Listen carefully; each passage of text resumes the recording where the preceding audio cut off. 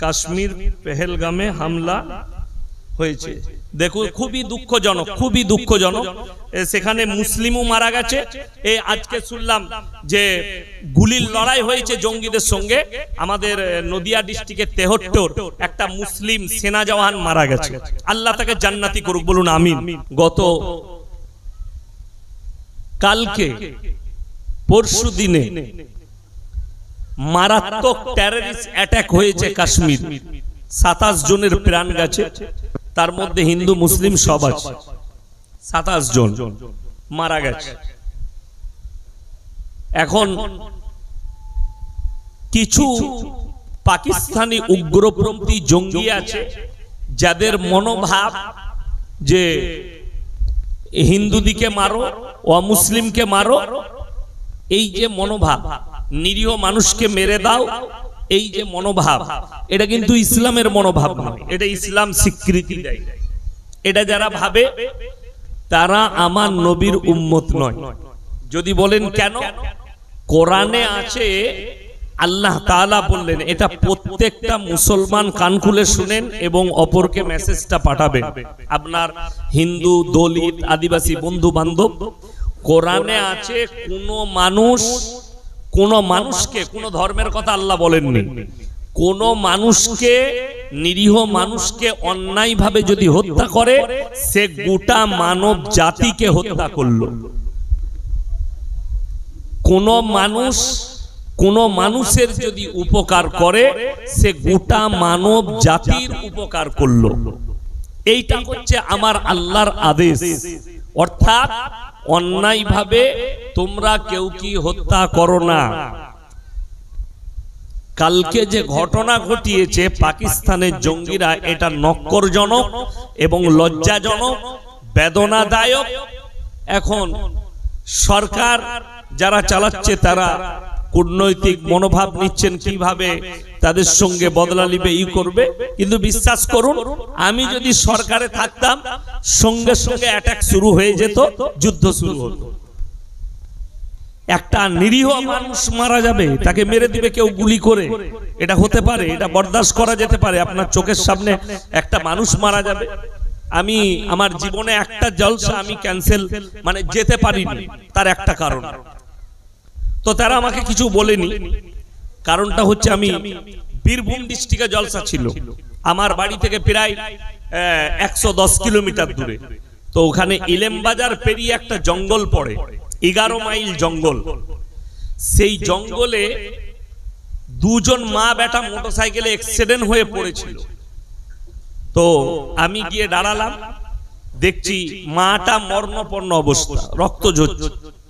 তো কোনো গাড়ি দাঁড়ায়নি, তার বাইক পড়ে আছে। তাকে তাড়াতাড়ি আমার গাড়িতে তুলে নিয়ে আমি হসপিটালে পৌঁছালাম। বীরভূমের যে বোলপুর বলে একটা জায়গা আছে, সেখানে সিয়ান হসপিটাল। তো আমার অনেক দেরি হয়ে গেল, আমি জলসায় পৌঁছাতে পারলাম না। তাদের উপকার করতে গিয়ে তাদেরকে বললাম, ভাই এই ব্যাপার হয়েছে। তাদের মধ্যে কেউ কেউ খারাপ কথা বলেছে, আমি কিছুই মনে করিনি। তো তাদের পরিবাররা এলো, এসে তারা আমাকে অনেক আশীর্বাদ দিচ্ছে, অনেক কিছু। আমি খালি এতটুকু ভেবেছি, আমি একটা মানুষের উপকার করেছি, কোন ধর্মের জানি না, আমি উপকার করেছি, এর বদলা আল্লাহ আমাকে দিবে। এটা হচ্ছে আমার নিয়ত, এটা একটা মুসলমানের নিয়ত হতে হবে। আপনি দেখবেন না কে তার উপকার করুন। চলুন, ইস ঘর কো আগ লাগি ঘর কি চিরাগ সে। আমি এই কথা কেন বলছি শুনে নিন। এখন ভারতবর্ষে চারিদিকে আন্দোলন চলছে, ওয়াকফ বিল নিয়ে চারিদিকে আন্দোলন হচ্ছে। আপনার জানা দরকার, পার্লামেন্টে 232টা ভোট মুসলিমের পক্ষে পড়েছে এবং সেখানে 40টা এমপি হচ্ছে মুসলিম, বাকিগুলো সব হিন্দু, শিখ, ইসাই ভাই আপনাদের হয়ে ভোট দিয়েছে। কথাটা বুঝতে পারেন? আর আমার মোবাইলে প্রুফ আছে, বাজাপ্তা, আমি প্রুফ রেখে দিয়েছি স্ক্রিনশট মেরে ফেসবুক থেকে। একজন মুফতি, তার নাম হচ্ছে ওয়াজাহাত কাসমি, উত্তরপ্রদেশে বাড়ি, ইউপিতে বাড়ি। তো কাসমি মানে যে দেওবান থেকে, দারুল উলুম দেওবান এশিয়া মহাদেশের সব থেকে বড় মাদ্রাসা, সেইখান থেকে যে পড়ে আসে তাকে কাসমি বলা হয়, কিংবা গোদা বাংলায় অনেক লোকে দেওবন্দি বলে। আমার বন্ধুগণ, এই মুফতি দেওবন্দি ঘরানার আলেম নিজেকে বলছে, এরপর কি সেটা আল্লাহ জানে, সে জানে। সে বলছে जो कुछ भी हुआ ये बहुत अच्छा हुआ और ये मुसलमान के लिए बहुत अच्छी है। ये किंतु सरकारेर पक्षे, ये सरकारेर पक्षे, যে সরকার যে বিল পাস করিয়েছে ভালো করেছে। এই রকম চারজন আছে। দুটো হচ্ছে আপনার বেরেলভিদের মৌলবি আর দুটো দেওবন্দের পাস করা মৌলবি। এই চারজন মিলে সাপোর্ট করেছে। পৃথিবীর ইতিহাস যদি তুলেন, যতগুলো ইসলামের ক্ষতি হয়েছে মুসলমানরাই করেছে। ইতিহাস খুলে দেখে দেন। আল্লাহ নবী সাল্লাল্লাহু আলাইহি সাল্লামকে তার গোত্রের মানুষরা বেশি কষ্ট দিয়েছে। ইতিহাস খুলে দেখে দেন। শুধু তাই নয়, হযরতে হোসেন রাদিয়াল্লাহু তাআলা আনহু শহীদ হয়েছেন কারবালার প্রান্তরে। হয়েছেন না হননি? কথা বলেন। হযরতে হোসেনকে শহীদ করা হয়নি? এবং তিনি যে শহীদ হয়েছেন কারবালার প্রান্তরে মুসলমানদের হাত দ্বারাই হয়েছে, কোনো অমুসলিমের দ্বারা হয়। অটোমান সাম্রাজ্য তার যে পতন ঘটেছে লাল সাগরে, এবং তার পেছনের যে ষড়যন্ত্রকারী, সেই অটোমান সাম্রাজ্যের ভেতরের লোকরাই ছিল, সব মুসলিম। সুলতান আইয়ুবী তার যে পুরো পতন ঘটানোর যে ছকটা এঁকেছিল তার ঘরের লোক। টিপু সুলতান তাকে যে ধোঁকা দিয়েছে তার ঘরের লোক। নবাব সিরাজউদ্দৌলা হাজারটা দৌড়ের বাড়ি এখনো লালবাগের মাটিতে মুর্শিদাবাদে দাঁড়িয়ে আছে, গেলে দেখতে পাবেন। তাকে যে পলাশির যুদ্ধে হত্যার যে ছকটা কষেছিল তার সেই হচ্ছে ওর ঘরের লোক, তার নাম মীর জাফর। তা আপনাদের কি মনে হয় মীর জাফর চলে গেছে? মীর জাফর আর নেই, গাদা মীর জাফর আছে, আপনি গুনে শেষ করতে পারবেন না। এরপরে আমি বক্তব্য শুরু করছি। আপনারা বলুন তো, ইসলামে গান বাজনা হারাম না হালাল? হারাম। রাগ করবেন না, দলিল থাকলে দিবেন। আমাদের পশ্চিম বাংলা লয়, ভারতবর্ষে মুসলিমদের অভিযোগ যে আমরা দেখুন যে দেশটাই বাস করছি এটা সেকুলার দেশ। আমি আজকে যে কথাগুলো বলছি খুব কান দিয়ে শুনবেন। আপনারা কলকাতার কাছে বাস করছেন, কলকাতার বুকে, খুব কান দিয়ে শুনবেন। আর যদি আমল করেন আপনার মঙ্গল, না করলে আপনার জবাব আপনি দিবেন, আমি আমার জবাব দেব। আমি আপনার হয়ে জবাব দিতে যাব না, আপনার বাম্মা যাবে না, আপনার পরিবার কেউ জবাব দিবে না কারোর হয়ে। সবাই নিজের জবাব আল্লাহর কাছে নিজে নিজে দিতে হবে। আপনি ভেবে দেখুন, আমরা যে দেশটাই বাস করছি, হিন্দু, মুসলিম, দলিত, আদিবাসী, শিখ, ইসাই, সব ধর্মের মানুষ আছে। সবাই সংবিধানে আছে নিজের নিজের ধর্মকে নির্দ্বিধায় পালন করবে। এরপরে রোডের সাইডে আপনার মসজিদ, হিন্দু ভাইরা ঠাকুর ভাসাতে যাচ্ছে, তারা গান বাজিয়ে যাবে, ড্যান্স করে যাবে, তাদের যে নীতি আছে তারা পেরিয়ে যাবে। মুসলমানের অভিযোগ, আমার মসজিদের পাশ দিয়ে পেরিয়ে গেছে, আমার ইমানের ক্ষতি, আমার নামাজের ক্ষতি, আমার আকীদার ক্ষতি। এ মুসলমান কেমন মুসলমান? আপনি অভিযোগ করছেন গান বাজনা ডিজে বাজিয়ে ড্যান্স করে মসজিদের পাশ দিয়ে পেরিয়ে গেছে, আমার নামাজের ক্ষতি হয়েছে, আমার ইমানের ক্ষতি হয়েছে। অথচ এই নেমক হারাম মুসলমান যারা অভিযোগ করছে, এই নেমক হারামকে জিজ্ঞেস করুন। আমি আপনার হাওড়া জেলায় প্রমাণ দেব, চাঁদ রাত থেকে পাড়ায় পাড়ায় মুসলিম যুবকরা ডিজে বাজিয়েছে ঈদের দিনে সারাদিন। ঠিক বললাম না ভুল বললাম?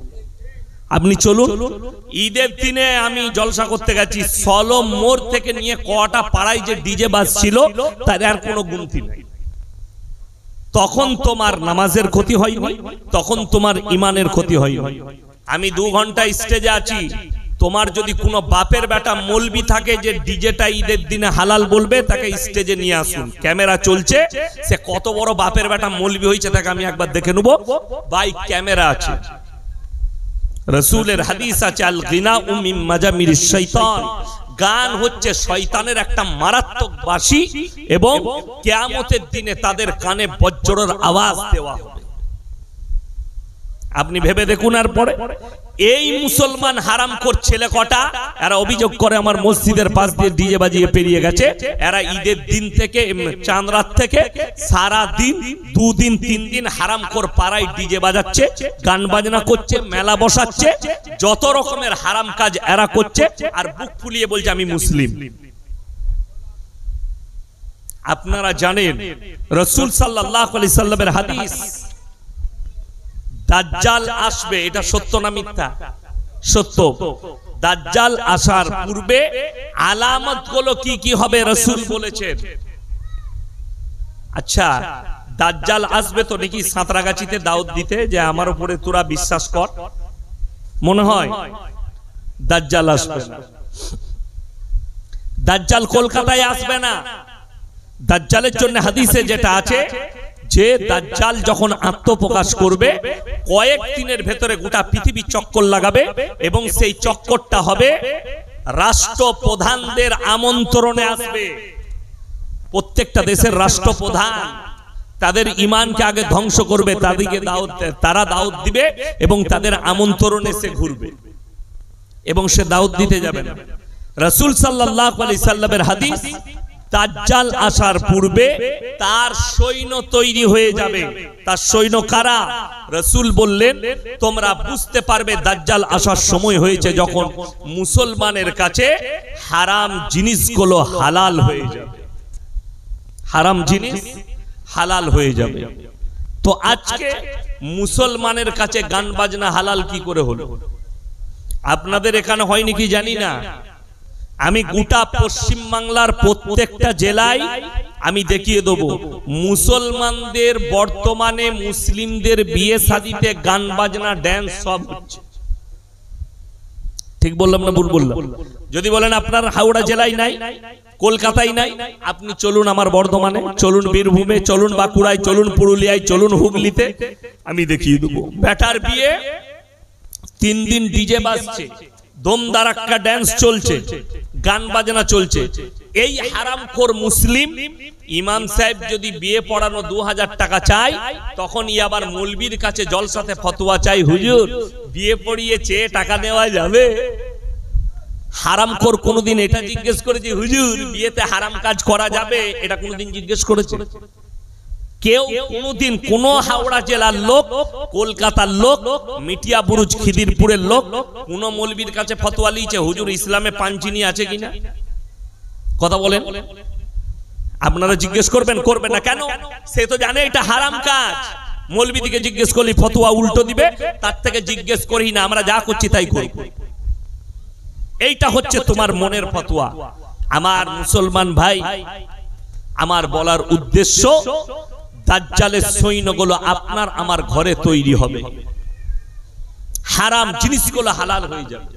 নাম্বার 2, সুদ খাওয়া হালাল না হারাম? কথা বলেন।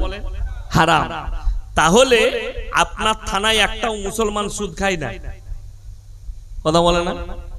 সুদখোর আছে না নাই? কোরআনে আছে ওয়া হাল্লাল্লাহুল বাইয়া ওয়া হাররামার রিবা, তোমাদের জন্য সুদকে হারাম করেছি, ব্যবসাকে হালাল করেছি। জোরে বলুন সুবহানাল্লাহ। ব্যবসা হালাল, সুদ হারাম।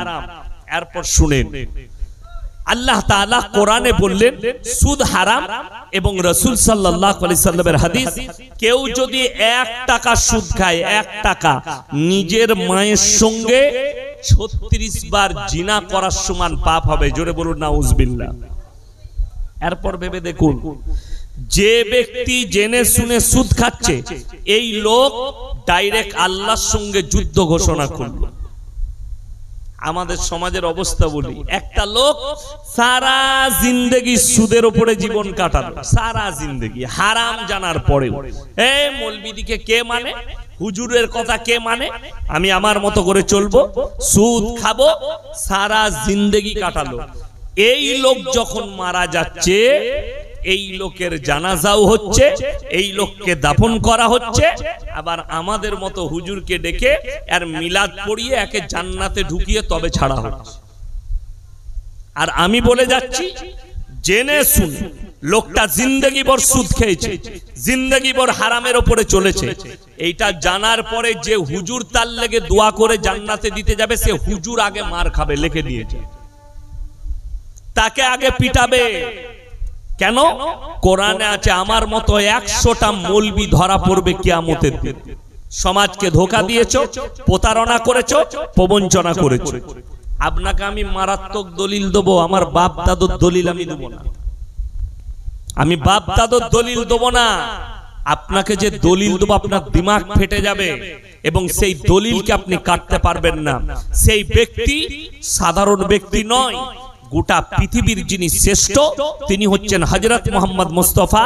সকলে বলুন সাল্লাল্লাহু আলাইহি সাল্লাম। নবীজির থেকে দামি লোক পৃথিবীতে কেউ আছে? আর কিয়ামত পর্যন্ত আসবে? আসবে না। আপনি বলছেন হুজুর আমার বাপ আমার ভাই সারা জিন্দেগি সুদের উপরে জীবন কাটিয়ে মারা গেছে, আপনি একে দোয়া করে জান্নাতে দেন। আমি 1 মিনিট আপনার লেগে কথাটা মেনে নিলাম, তার লেগে দোয়া করব। আপনি আমাকে শিখিয়ে দেন দোয়াটা কি হবে। আমাদের মতো মৌলবীকে সাইডে রাখুন।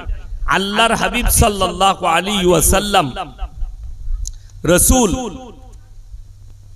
তিনার কাছে খবর এলো, ইয়া রাসূল আল্লাহ, আপনার চাচা যান মরণপন্ন অবস্থায় আছে, তিনি দুনিয়া ছাড়বেন। নবীজি ছুটে গেলেন চাচার কাছে, চাচার হাতটা টিপে ধরলেন আর বললেন, চাচা গো, আমি মুহাম্মদ আল্লাহর নবী, তোমার ভাইপো, তুমি একবার খালি কলমাটা পড়ে নাও, আমি আল্লাহর কাছে তোমার জন্য কেঁদে কেঁদে ক্ষমা চাই। আল্লাহর নবী চাচার উত্তর কি বেরিয়ে এলো জানেন? উত্তরটা এলো, আমি যদি বার্ধক্যে কলমা পড়ি লোকে বলবে মৃত্যু ভয়ে কলমা পড়েছে, আমি কলমা পড়তে পারবো না। আল্লাহর হাবিব সাল্লাল্লাহু আলাইহি সাল্লামের কাছে আয়াত এলো, জিবরিল আমিনকে পাঠালেন, ইন্নাকা লা তাহদি মান আহবাবতা ওয়ালাকিন্নাল্লাহা ইয়াহদি মান ইয়াশা। হে আমার বিশ্বনবী, পৃথিবীর মানুষকে বলে দাও, হিদায়াতের দপ্তরটা আমার আল্লাহর হাতে। হিদায়াতের মালিক কে? আল্লাহ। হিদায়াতের দপ্তর আল্লাহর হাতে। আমাদের অনেক মানুষ আছে মনে মনে ভাবে এই হুজুরকে দাওয়াত দে, এই লোক জলসা করলে, এই লোক বয়ান করলে অনেক লোক হিদায়াত পাবে। এটা মূর্খের কথা, অশিক্ষিতর কথা। এর কাছে ইলম নেই, যার কারণে এই ভাষা বললে। মৌলবীর দ্বারা, কারুর বয়ানের দ্বারা, কারুর দাওয়াতের দ্বারা হিদায়াত নয়, আল্লাহ যাকে হিদায়াত দেবে সেই একমাত্র হিদায়াত পাবে। আল্লাহ রাসূল সাল্লাল্লাহু আলাইহি সাল্লামের চোখে পানি, চাচা যান চলে গেলেন দুনিয়া থেকে।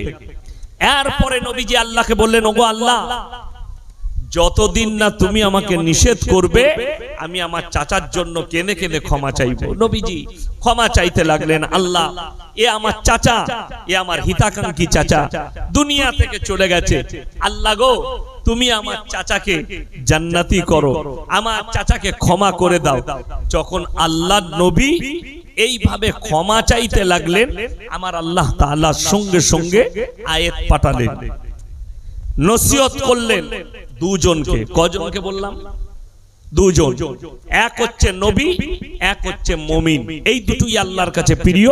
আল্লাহ এই দুজনকে নসিহত করলেন, মা কানা লিন নবিয়্যি ওয়াল্লাযীনা আমানু আন ইস্তাগফিরু লিল মুশরিকিন ওয়ালাউ কানু উলি কুরবা। হে আমার নবী এবং মুমিন, তোমরা দুজন কান খুলে শুনে নাও, যারা মুশরিক হয়ে, বেঈমান কাফের হয়ে, বদ্দিন হয়ে মারা গেছে তাদের জন্য দোয়া করতে পাবে না, যদিও সে তোমাদের নিকটতম আত্মীয় হয়। আল্লাহ রাসূলকে নিষেধ করলেন, চাচার জন্য আর দোয়া চাইতে পাবে না। এরপর ইয়াসিন কোন ক্ষেতের মূলি, যে একটা সুদখোর জেনে শুনে জীবনভর সুদ খেয়েছে, তাকে আমি দোয়া করে জান্নাতে দেবো? আর আল্লাহ আমার মতো মূর্খের দোয়াকে আল্লাহ কবুল করবে? আর নবীজি নিজের চাচার জন্য দোয়া চাইলেন।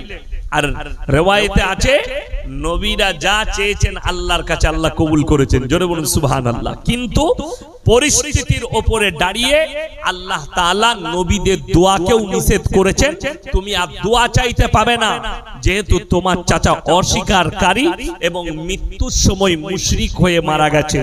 নবীজি আর চাচার জন্য দোয়া চাইতে পাননি, এটা 1 নম্বর।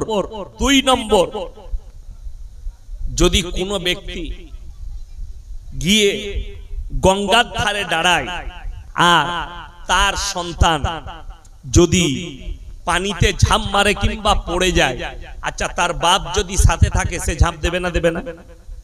ঝাঁপ দেবে। কিসের জন্য? পিতৃ স্নেহ। সাঁতার না জানলেও বাপ ঝাঁপ দিবে সন্তানকে বাঁচানোর জন্য। সাঁতার না জানলেও চিল্লাবে, লোক ডাকবে, ঝাঁপ দেবে, সন্তানকে বাঁচাতে হবে। এমন একজন পয়গম্বর, এমন একজন নবী যিনি পৃথিবীর বুকে সব থেকে বেশি দিন দাওয়াত দিয়েছেন, তিনার নাম হচ্ছে হযরতে নূহ নবী। 950 বছর দাওয়াত দিয়েছেন। জোরে বলুন সুবহানাল্লাহ। এরকম নবী তার কওমকে বিনীত অনুরোধ করলেন, হে আমার কওম, তোমাদের কাছে বিনীত অনুরোধ জানাচ্ছি, তোমরা আমার আল্লাহকে বিশ্বাস করো, আমাকে নবী হিসাবে বিশ্বাস করো। তার ছেলে কিনান, আচ্ছা লাগে, হ্যাঁ হ্যাঁ ঠিক আছে, বাহ। তার ছেলে কিনান সে বললে, হে আমার আব্বা, তোমার আল্লাহকে বিশ্বাস না করলে তোমার আল্লাহ আমার কি ক্ষতি করবে? নূহ নবী বললে, আমার আল্লাহ মুষলধারার বৃষ্টি দেবেন এবং তোমাদিকে বন্যায় ডুবিয়ে দেবে। আজকে মনে হয় 24 তারিখ নাকি? 24। এই যে 24 তারিখ, আজকে পৃথিবীর দুনিয়া শুরু থেকে, যেদিন থেকে আল্লাহ দুনিয়া শুরু করেছেন, আজকের 24 তারিখ পর্যন্ত পৃথিবীতে অত বড় বন্যা, অত বড় প্রলয় ঘটেনি, যেটা আল্লাহ নূহ নবীর জাওয়ানায় তার কওমের উপরে আযাব দিয়েছিলেন। বিশেষজ্ঞ, ইসলামী বিশেষজ্ঞরা বলছেন যে সমুদ্রের পানিকে আল্লাহ 1250 ফুট উপরে তুলে দিয়েছিলেন, অর্থাৎ গোটা পৃথিবী ডুবে গেছে। নূহ নবী সন্তান এবং তার কওম হাবুডুবু খেয়ে মারা যাচ্ছে। এরকম সময় নিজের চোখে তিনি দেখতে পাচ্ছেন আমার সন্তান মারা যাচ্ছে। নূহ নবী আর থাকতে পারেনি, কষ্ট হয়েছে, আমার সন্তান, আমার রক্ত ডুবে মারা যাচ্ছে। নবী তারপরেও আল্লাহর কাছে হাত তুললেন, লা আসিমাল ইয়াউমা মিন আমরিল্লাহ, ওগো আল্লাহ, এটা আমার ওরসজাত পুত্র। আল্লাহ উত্তর দিলেন, লামিনাল খাসিরিন, হাত নামাও। দোয়া করতে পাবে না যে আমাকে মানেনি, আমার নবীকে মানেনি, আমার দ্বীনকে মানেনি, যে আমাকে চ্যালেঞ্জ ছুড়েছে, তার লাগে দোয়া করতে পাবে না, হাত নামাও, তা না হলে তোমাকেও ক্ষতিগ্রস্তদের মধ্যে ফেলে দেবো। নূহ নবীর হাত নেমে গেছে আর দোয়া করতে পাইনি। আমার বন্ধুগণ, আমার ভাই, আপনার সন্তান গুনার সাগরে ডুবে থাকবে, পাপের সাগরে, সারা জিন্দেগি হাই রোডের উপরে সলম মোড়ে 3 বোতল মদ খেয়ে অ্যাক্সিডেন্ট করেছে, সারা জীবন মদের ভাঁটিতে কেটেছে, বলে অসুবিধা না, মরে গেছে তো কি হয়েছে, ইয়াসিন হুজুরকে দাওয়াত দিবি, দেশি মুরগি খাওয়াবি, বিরিয়ানি পোলাও খাওয়াবি, ও ঠিক হুজুর দোয়া করে জান্নাতে দিয়ে দিবে, তোর হুজুর মার খাবে আর তুইও খাবি, লেখে নিয়ে যাও। যে হুজুর মনে করে পার করাবো তাদিকে বললাম যে শুনে লাও, আল্লাহ নবী সাল্লাল্লাহু আলাইহি সাল্লাম চাচার জন্য দোয়া করতে পারেনি, চাচাকে কালমা পড়াতে পারেনি, আর তুমি আশা কি করে করছো তোমার একটা বেঈমান সন্তান, তোমার একটা নেমখারাম সন্তান যে জীবনভর পাপের সাগরে ডুবে থেকেছে, তার জন্য দান করে, তার জন্য দোয়া করে তুমি তাকে জান্নাতে ভরবে? ওই জন্যই তো ইসলাম, ওই জন্যই কোরআন, নবী, আলেম, উলামা। তোমার কি চোখ নেই না তোমার ব্রেন নেই যে তুমি ভালো আর মন্দ? আপনি একটা শুনেলেন, মুসলিম নয়, যে কোনো, আমি গাড়িতে মাঝে মাঝে যেতে যেতে মোবাইলে বার করে দেখি, একজন ভারতবর্ষের বাবা আছে, এত বড় বড় চুল, নামটা যদিও জানি না, খুব সুন্দর সুন্দর কথা বলে। তো তাকে একজন জিজ্ঞেস করছে, একটা মহিলা হিন্দু মা তাকে জিজ্ঞেস করছে, বাবা ये जो मेरा शौहर है ये रोजाना दारू पीती है, दारू पीता है, आप जरा समझा दीजिए। बोले माइक जरा उनको दो, भाई तुम इतना दारू क्यों पीते हो? बोले बाबा छोड़ नहीं पाते। बोले नहीं, कोशिश तो करना पड़ेगा, आप इसको छोड़ दो, ये तो अच्छी बात नहीं है, इससे तुम्हारा कारोबार का भी बहुत डिस्टर्ब होगा और तुम्हारा परिवार का और तुम्हारा सेहत का। सेও একজন পণ্ডিত হিন্দু ভাইদের সেও জানে মদের দ্বারা সামাজিক ক্ষতি, শারীরিক ক্ষতি, পারিবারিক ক্ষতি, অর্থনৈতিক ক্ষতি, তারাও নিষেধ করে যে মদটা ক্ষতিকারক। ইমানদারির সঙ্গে বলুন, সুদটা গেল, মদ হারাম না হালাল? হারাম। আপনাকে আমি হাওড়া জেলায় কলকাতায় দেখিয়ে দেব মুসলমান হারামখোর মদ খাচ্ছে, মদ বিক্রিও করছে। ঠিক বললাম না ভুল বললাম? যদি না হয় আমার সঙ্গে গাড়ি চাপুন, হাই রোডে নিয়ে যাব আমি কোলাঘাট পর্যন্ত, আমি দেখিয়ে দেবো মুসলিমদের হোটেল হারামখোর মদ বিক্রি করছে, দেখিয়ে দেবো আমি। হাই রোডে চাপুন কিংবা ডানকুনির দিকে আমার বর্ধমানের দিকে চলুন, আমি দেখিয়ে দেবো মুসলিমদের হোটেল হারামখোর মদ বিক্রি করছে। আপনি শুনে আশ্চর্য হবেন, এই কলকাতা থেকে 3টে রোড বেরিয়েছে ভারতবর্ষে। কটা বললাম? 3টে। নাম্বার 1 সলম মোড় থেকে বাঁয়ে বোম্বে রোড, সলম মোড় থেকে ডাইনে দক্ষিণেশ্বর হয়ে Kolkata to Delhi road. Number 3 Dalkhola Bakkhali road, যেটা বারাসাতের ওপর দিয়ে আসাম চলে যাচ্ছে। এই 3টে হাইওয়ে বেরিয়েছে, ওটা হচ্ছে 34 নম্বর। আমার ভাই আপনি বকখালি রোডে চাপুন, 34 নম্বরে আসামের দিকে যাবেন, যেমনি বহরমপুর পার করবেন একটা মোড়ের নাম আছে পলসন্ডা মোড়, সেখানে একটা পাঞ্জাবিদের ধাবা আছে। পাঞ্জাবিদের মাথায় পাগড়ি বেঁধে দুজন ভাই হোটেল চালায়, পাপ্পুদা ধাবা, ধাবাটার নাম। এই কোলাঘাটের শেরে পাঞ্জাব আছে, এদেরই আত্মীয়, এদেরই রিলেটিভ হোটেল করেছে ওখানে। আমি মাঝে মাঝে হোটেলটা দাঁড়াই। আমি যখন আমার জীবনের প্রথম দাঁড়ালাম হোটেলটাই অনেক রাত্রে, মানে আমি কলকাতায় জলসা করে তারপরের দিন আবার শিলিগুড়িতে জলসা ছিল, আমি বললাম রাত্রি বেরিয়ে যাব, মালদাতে গিয়ে রেস্ট নেবো, না হলে দিনাজপুরে রায়গঞ্জে। তো আমি ওই হোটেলটাই দাঁড়ালাম, ভোরের দিকে টিফিন করব, দাঁড়িয়েছি। তো দু ভাই মাথায় পাগড়ি বেঁধে আমাকে বললে স্যার আপনাকে মোবাইলে দেখেছি। তাদের হোটেলে আমি মারাত্মক 3টে আশ্চর্য জিনিস দেখলাম। 3টে বোর্ড লাগানো আছে তার হোটেলে। কটা বললাম? কথা বলেন কটা? 3টে। আর এই 3টে বোর্ডই মুসলমানদের ঈমান বাঁচানো বোর্ড। সে অমুসলিম ভাই, একজন হিন্দু ভাই, পাঞ্জাবি, সে আপনার ধর্মের প্রতি কতটা রেসপেক্ট রেখেছে আপনি অনুভব করতে পারবেন। 3টে বোর্ড কি কি আছে? নাম্বার 1 মদ পান করা নিষিদ্ধ তার হোটেলে। কি পান করা বললাম? মদ পান করা নিষিদ্ধ। নাম্বার 2 মদ বিক্রি নিষিদ্ধ। নাম্বার 3 নো স্মোকিং, ধূমপান নিষিদ্ধ। এই 3টে বোর্ড।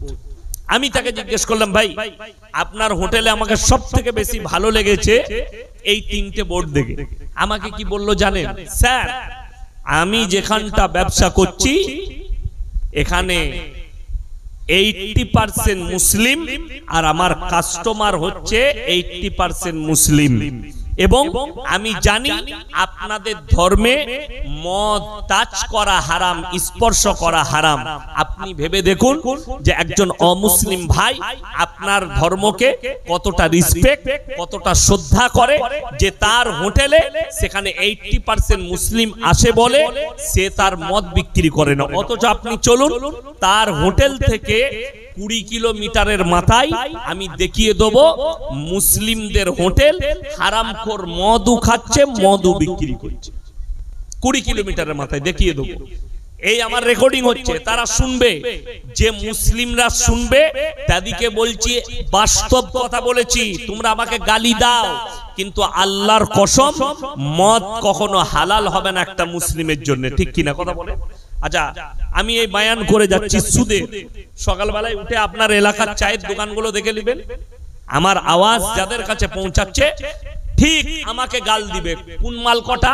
সুদখোর কটা গাল দিবে। ও বাজে হুজুর বে, ওকে দাওয়াত দেয়নি কি বে, ওই মাল কটা গাল দিবে। আমি জানি তো। আচ্ছা বলুন তো, এরা যদি আমাকে গালি দেয় সুদ হালাল হবে? কথা বলে না? হালাল হবে, হালাল করতে পারবে। আমাকে গালি দিবে দাও, আমাকে মারবে মারো। আর আমি কেন বলছি? আমাকে পরিষ্কার কথা, যারা আমাকে দাওয়াত দেয়, এই কমিটির ছেলেরা আমাকে দাওয়াত দিয়েছে, মোবাইলে দেখে দাওয়াত দিয়েছে, দিয়েছে না দেয়নি? আমার বয়ান শুনে দাওয়াত দিয়েছো। আমাকে যদি বলে হুজুর এত কড়া বক্তব্য দিবেন, আমার গাড়ি রেডি আছে, পয়সা ফেক তামাশা দেখ পালিয়ে যাবো, আবার কালকে যেখানে যাবো এইটাই বলবো, নিতে পারলে নিবি, না হলে লিস না। কেন? আমি কি মিথ্যা বলছি? এই